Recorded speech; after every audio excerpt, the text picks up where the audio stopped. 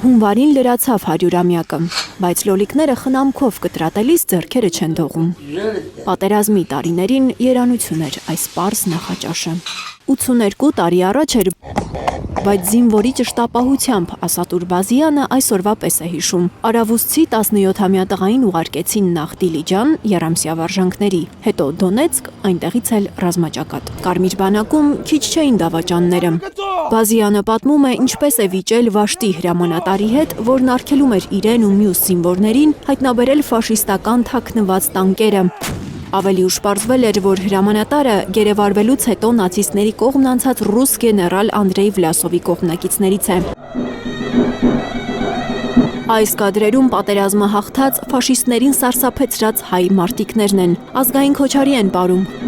Պատերազմում ամեն վայրկյանը կարող էր որոշել՝ կապրես, թե ոչ։ Հիմա ժամացույցի ամեն տիկ-տակը ցույց է տալիս, որ կյանքը շարունակվում է։